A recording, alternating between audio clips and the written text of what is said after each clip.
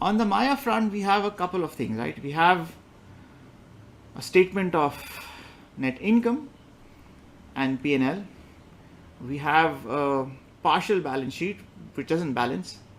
We have a partial statement of cash. And one of the key things that stands out from this statement of cash position, even though it doesn't reconcile, the statement of cash position tells us that there is a hole. These two figures. This is the amount of additional cash that we need to survive as a business. So we are short by about 644,000 in the first year, and then we'll still be short by about 500,000 or so in the second year. So where will this money come from? How do we fund and finance this? Yeah, you could borrow, or you could go back and revise your estimates, because if you think in terms of the biggest part of this whole is this loss, this 800,000 dirham loss that you have here. So if you were to reduce that loss, possibly that'll help. Now, where is this loss coming from? If you think in terms of your biggest expenses, what are your biggest expenses in 2020? You've done a fair bit of business, right? So from a revenue point of view, done about 5.8 million. Your gross margin is also quite decent. You spent a fair bit of money on, you spent a lot of money on advertising, right? So from a spend point of view, this is something which is a challenge and a question mark. So you can possibly go back all the way to the top to your assumptions and not do 100,000, right? So if it's 100,000 is about 1.2 mil a year. So let's do 8 million impressions. So that's one part. And let's see if that has an impact on our analysis. So if you slow down your growth, it's gone up. Your loss has actually gone up. If you reduce the amount, your loss has gone up. And the reason why that has happened is why? Because your sales have dropped. And your cash needs have also increased.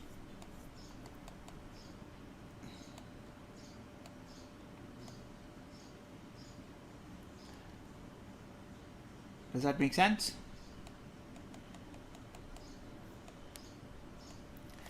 So your cash, so your sales have dropped, your losses have increased, but because your working capital needs have dropped, so your cash needs have come down a bit. So that's one part. What more can you do?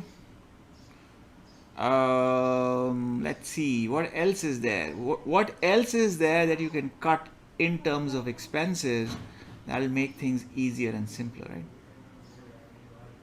So you've tried to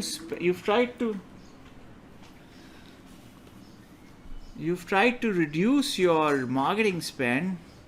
Let's reduce our salaries. Where are the salaries, right? So let's not start by paying this much. Let's just bring this down a bit more, and we can possibly link this to incentives and then bring this down. So cut salaries by a bit and see if that helps.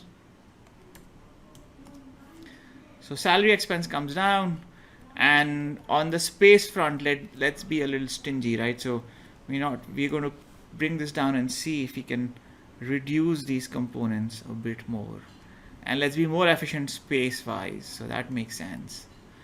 And utilities also, let's see if we can cut down some expenses. Rent, look for a cheaper neighborhood and see if that will reduce our. So does this help? If you go down now, all right. So you've better. So now your end of year cash position is about 467,995. You're still short. You're still going to have a loss, right? That's certainly there. But from your own internal thinking point of view, you're trying to see what can we possibly do to reduce these figures and reduce these numbers. Any other ideas? So what I'm going to do is, for ease of use and purpose, I'm going to just plug this in here so that we don't have to go all the way down. We can just take a quick look at where our figures, cash position, change in cash, end of year cash.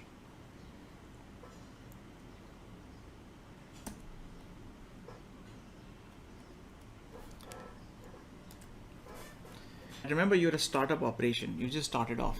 Based on your profile, because you have no prior history in the market, and because you're losing money, right? Things are not going to look very attractive for a banker as far as lending money to you is concerned. So what do they want? One possibility from your perspective is there are a few things that you can change in your model, and that is you've proposed, or you'd suggested to work with 30% margin. 30% margin is obviously not going to cut it.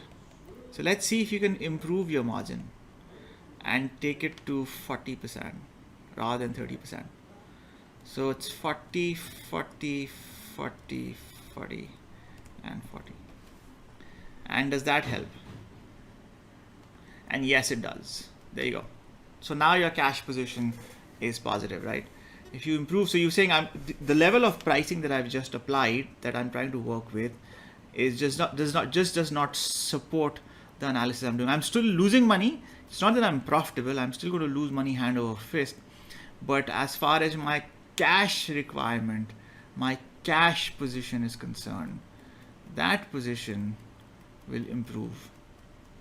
So what did we just do? We build a model, we build a P&L, we build a balance sheet. It was not until we got to the statement of change in cash position did we get to a point where we said the current model is not supportable. I don't have 600,000 dirhams to put into this business. I can't feed that hole. And we went back to the model. We said, right, what more can we do? What else can we do? So we said, all right, let's see if we can reduce our marketing spend. We reduced our marketing spend, but it increased the losses. And yes, despite the fact that it increased the losses, it still reduced our cash burn because it reduced the amount of working capital requirement on our balance sheet, but it wasn't enough.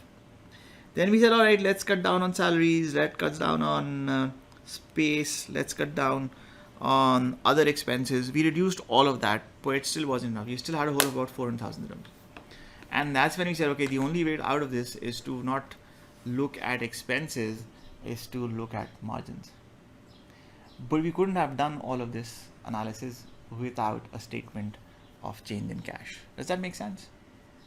So a lot of times from a modeling point of view, as founders, we do the net income, the statement of net income, and we stop there. This is enough. Without thinking, without taking into consideration the fact that there are other components outside of the P&L that have an impact on our cash requirement and our cash burn.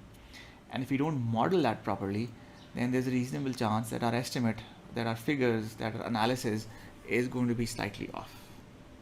When we originally started, our thought process was that we will be able to cut the market by a large and substantial amount. Our take is that even this 40% margin is still a lot less than where the market is right now. So on the retail side, the expectation is that gross margins for preteen, baby stuff, clothing, shoes, apparel, accessories, etc. is somewhere between 60 to 70%.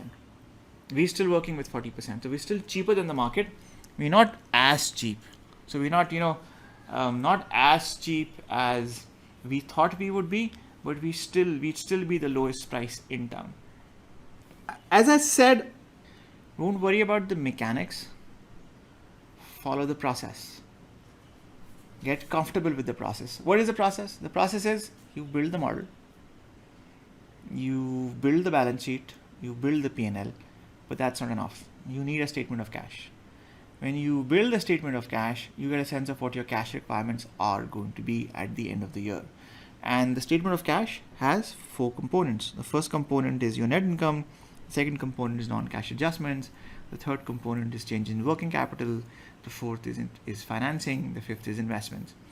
You calculate the net impact of all of these, and that gives you a sense of what your cash burn is going to be like. calculate that number. If you've done it correctly, then both your balance sheet should balance, your numbers should reconcile, and your change in cash position should tie in with the change that you see on the balance sheet side. If it's not done correctly, if it's not complete, if it's not sort of well thought out, it's not structured properly, if you missed out something, there's a reasonable chance that you'll run into trouble on that front, as we have here. But having said that, still despite all of that trouble, because our focus was on the first 2 years, when we looked at the first 2 years, we could see that there was a substantial hole. And then the process said, okay, what can we do to fix this? What do we need to change in our calculation, in our model to change this? When we tried a number of different variations, but the only variation that actually worked for us, that sort of saved us, that protected us, that made it possible for us to sort of say, okay, we can live with this, was an increase in margin. That's one strategy, right? It's possible that there are multiple strategies that you can explore and that you can expand.